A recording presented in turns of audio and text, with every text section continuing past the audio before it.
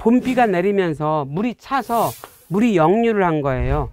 시신들이 떠내려 왔는데 근데 개들이 마을 사람들 여러 사람들의 목을 얼굴을 물고 다니는 거예요. 이거는 지어낸 창작물이 아니라 소설이 아니라 역사라는 겁니다.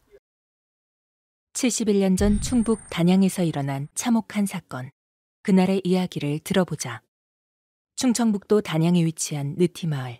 이곳에서 사건의 당사자인 조병규 유족회장을 만날 수 있었다. 지금 보시다시피 아주 평화롭고 너무나 아름다운 이 시골 이 마을이죠.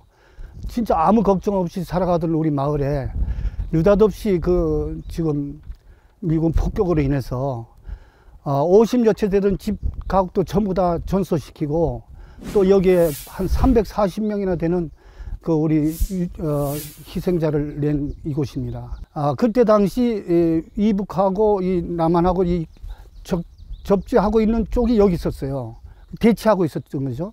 여기 피난을 오던 분들이 이 강원도 쪽에서 정선, 태백 이런 쪽에서 일로 남하하다가 우리 요 마을 주민들도 마찬가지고 이제 피난을 남하하려고 하는데 여기에 이제 이미 이북 애들이 여기 점령을 하고 있다 보니까 이북 애들하고 같이 섞여서 내려온다고 해가지고 못 내려가게 한 거예요. 그 피난민들 차단하다 보니까 더 갈 데가 없잖아요. 없으니까 이 천연굴이 또 알고 하니까 일로 다 들려온 거예요. 사건 당시 피난민들의 몸을 숨겼던 곡개굴. 그 속으로 발걸음을 향했다. 저 안에 들어가면 이런 층계가 쫙쫙 있어요. 삐딱하게 이래가지고 이게 한 80m에서 100m 가까이 연결돼 있거든요. 그래서 이것도 아마 이게 밑에 수중동굴로 따지면 어마어마한 긴 굴일 거예요. 그런데 여기다가 이제 불을 켜놓고 이러다 보니까 겨울에 추우니까 이 난로나 이런 거 화로 이런 거에다 불 켜놓고 있었겠죠. 이런 식으로 돼 있는데 이런데 어디 내려오고 왔다 갔다 했다고 생각해봐. 아수라장이 있었지 그러니까 요 불이 붙으니까. 1951년 1월 20일 오전 곡개굴은 불길에 휩싸였다. 미 공군기의 네이팜탄 폭격으로 사람들은 불에 타 죽거나 질식사했다. 추정 희생자는 최소 200여 명에서 350여 명, 그중 172명의 신원이 확인됐다. 19세 이하가 62%, 여성의 비율도 절반이 넘었다. 그 좋은 엄동살 안에 집 한 채도 없이 살아간 유족들을 생각하면 정말 기가 막힌 일 아닙니까? 그리고 집이 없으니까 구덩이를 파가지고 위에 지푸레기 이런 걸로 이렇게 있고 그 속에서 사는 기억이 나요. 곡식도 다 타고 집도 타고 그때를 생각하면 너무나 비참했겠죠.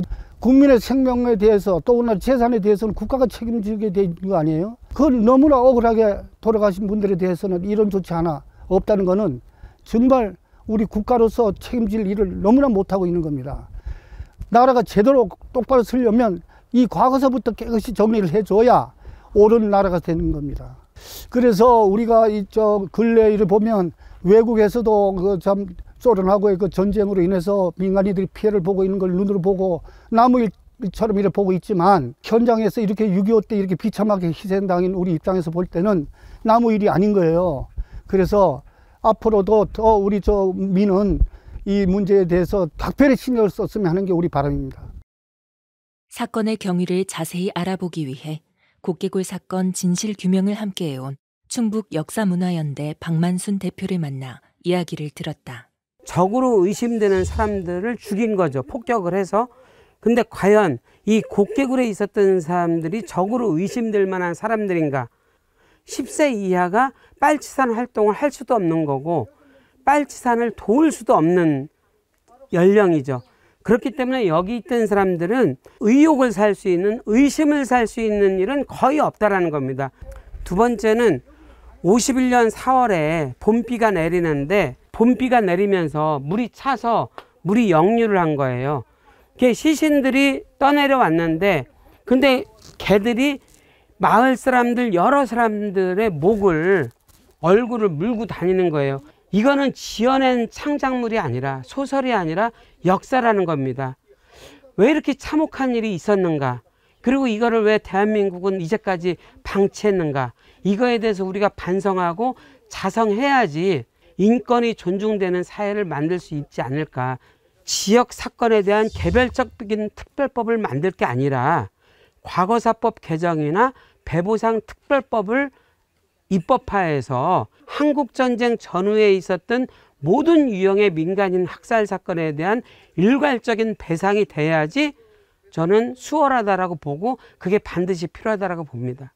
지금도 한반도에 상존하고 있는 전쟁의 위협을 어떻게 하면은 항구적인 평화체제로 만들 건가, 이거를 반면교사를 삼아야 된다, 이렇게 생각을 하고 있습니다.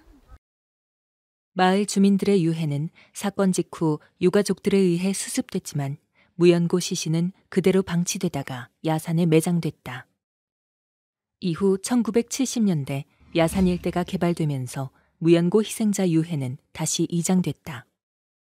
지난 4월 무연고 희생자 유해 발굴 사업이 진행됐다. 작업이 한창인 유해 발굴 현장에서 충북대 박선주 교수를 만날 수 있었다. 외지에서 온 분들이다 이제 유족들이 누군지 몰라요. 그래서 이제 여기다 갖다 이제 이장을 했는데, 그래서 지금까지 총 나온 유해는 51구, 나무관을, 송판관을 만들었는데 그렇게 나온 게 이제 16개인가 7개 관만 나온 게. 그래서 모두 여기 유해는 67구의 유해가 있었다고 추정이 돼요. 이번에 대통령이 4.3 가서 얘기됐잖아요. 화해 상생 통합이라고. 근데 미포까지도 포함해서 유해 발굴을 우리 사회의 통합의 한 기제로 하는 게 좋지 않겠나. 그래서 돌아가신 분뿐만 아니라 그 가족들의 한을 풀어드리는 게 이 사회의 어떤 갈등을 치유하는 한 방법이라고 생각하니까. 사건 당시 조병규 회장의 나이는 불과 4살이었다. 사건으로 할아버지와 고모, 2살배기 동생까지 잃은 조 회장은 일생을 영령들의 한을 풀기 위해 살아왔다. 어느덧 71년의 세월이 훌쩍 흘렀지만 아직도 영혼들의 한을 풀기 위한 노력은 진행 중이다.